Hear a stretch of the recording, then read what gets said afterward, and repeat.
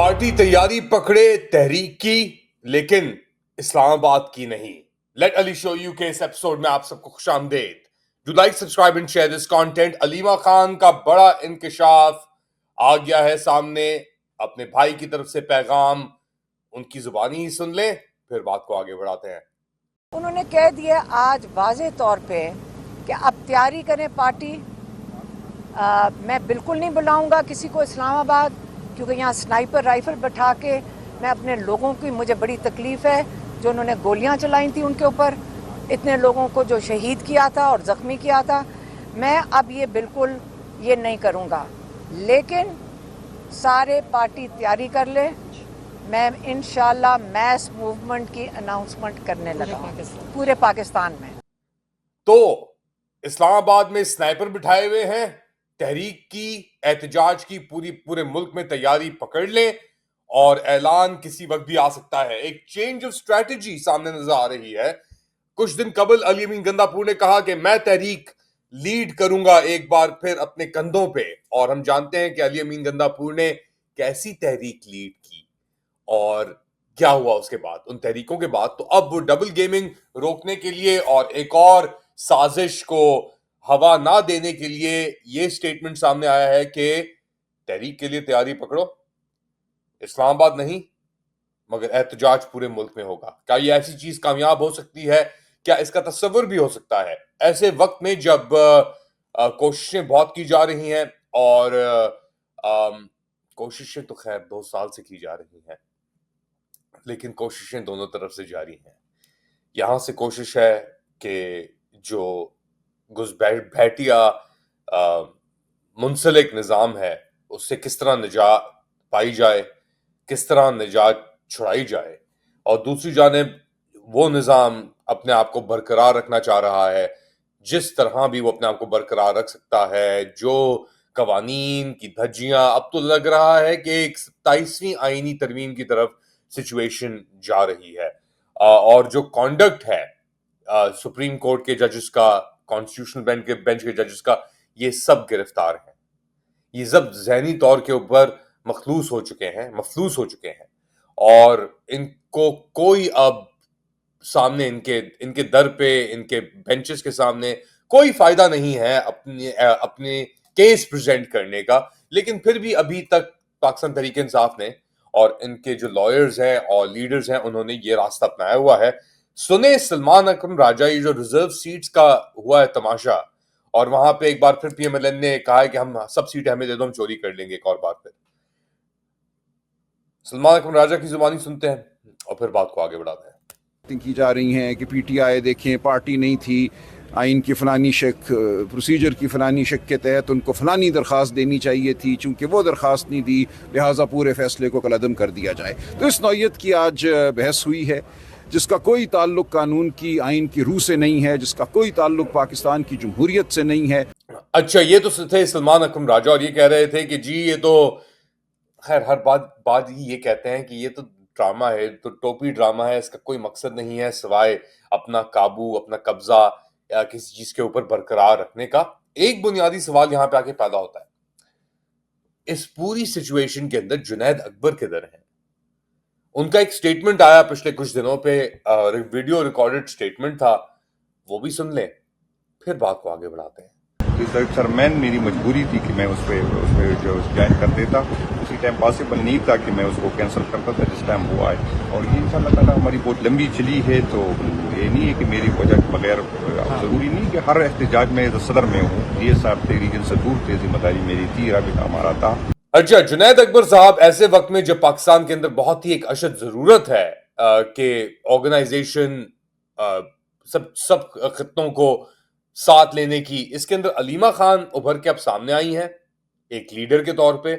और जुनैद अकबर जिनसे कहा था कि भाई तुम तहरीक चलाओ, पब्लिक अकाउंट्स कमेटी की बात भी हो रही थी, वो निकले हुए हैं कहीं ऑस्ट्रेलिया या पता नहीं कहीं किसी बैन अल-अक़वामी दौरे के ऊपर, टूर के ऊपर, as part of his duties. अब वो क्या ड्यूटीज हैं, वो बाहर क्यों गए हैं, क्या हो रहा है ऐसी सिचुएशन में, हमें नहीं पता। अच्छा, मैंने एक और शो किया जो भी लास्ट हमारा शो एयर हुआ है, उसके अंदर मैंने कुछ इंकशाफात किए थे आपसे पाकिस्तानी अमेरिकन कम्युनिटी को लेकर, और उसके अंदर क्या हो रहा है, टॉम लांटोस ह्यूमन राइट्स कमीशन की बात भी की थी, एक पाकिस्तान क्रिप्टो काउंसिल की बात नहीं की, और वो एक बहुत अहम बात है। और अब उसको लेकर एक आर्टिकल भी आ गया है वॉल स्ट्रीट जर्नल के अंदर कि ट्रंप की फैमिली की बिजनेस कंसर्न्स, और वो क्या है ट्रंप फैमिली की business concern, $1 billion business behind Trump's immigration crackdown, ये कहानी आई है। और इसके अंदर ट्रंप कॉइन और पता नहीं क्या क्या, नहीं एक्चुअली ये तो $1 बिलियन बिजनेस एक आई थी, और एक है the Trump family crypto business, the administration will regulate the tokens the Trumps are selling. ये पुरानी कहानी है, मगर इसके अंदर भी उसके आसार नजर आ रहे हैं उस कहानी के जो पाकिस्तान के अंदर प्ले आउट हो रही है। और बेसिकली बिजनेस डील्स जो ये लोग कर रहे हैं सऊदी अरेबिया, मुत्तहदा अरब अमीरात और कतर के थ्रू, उसने एक रास्ता खोल दिया है पाकिस्तान के जर्नैलों के लिए, और उन्होंने अब बेसिकली फैसिलिटेशन कर दी है थ्रू करने के लिए। अच्छा, अब एक कहानी जो वॉल स्ट्रीट जर्नल ने पब्लिश की है, the father pursues Trump's diplomatic deals, the son chases crypto deals.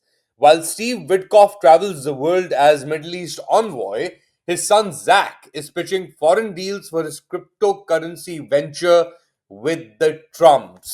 और अब हम जानते हैं स्टीव विटकॉफ कौन है और उनके बेटे कौन है, जैक, और ये तस्वीरें हमारे सामने आ चुकी हैं।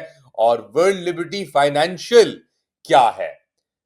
वर्ल्ड लिबर्टी फाइनेंशियल तकरीबन 5 माह पहले उन्होंने दुबई के अंदर एक कॉन्फ्रेंस के अंदर एक $2 अरब की डील क्रिप्टो करेंसी की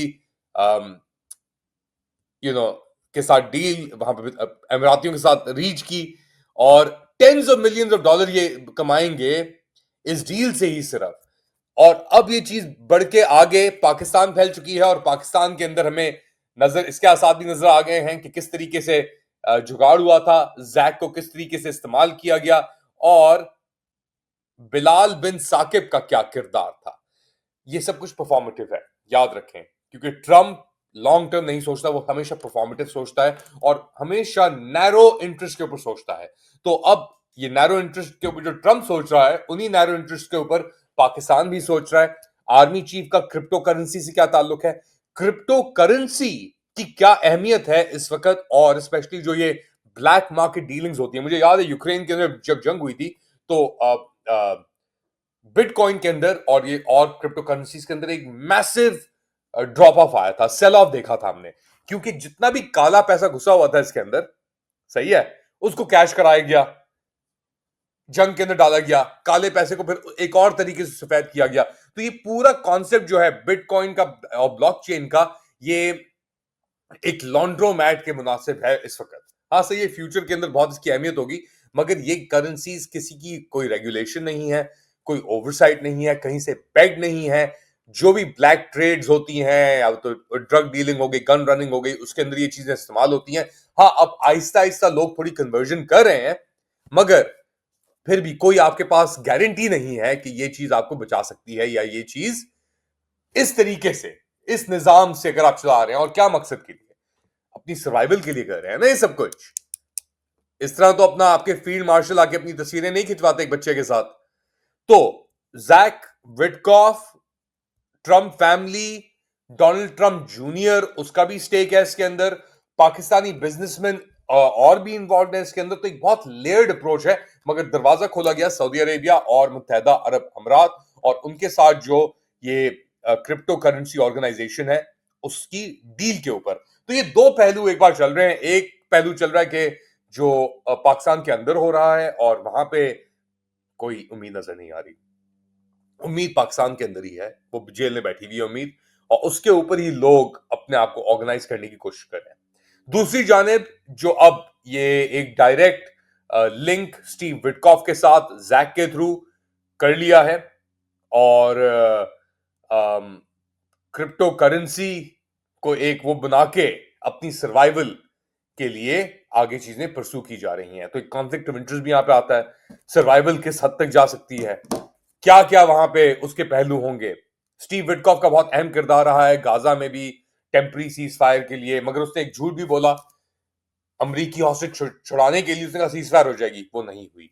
तो हर कोई अपना एक गेम खेल रहा है और गेमिंग के अंदर सर्वाइवल की कोशिश हो रही है। क्या ये सर्वाइवल हो पाएगी? आप क्या समझते हैं? बताएं मुझे कमेंट सेक्शन के अंदर। Do like, subscribe and share this content. अपना ख्याल रखिएगा। अगली बार तक अल्लाह हाफ़िज़।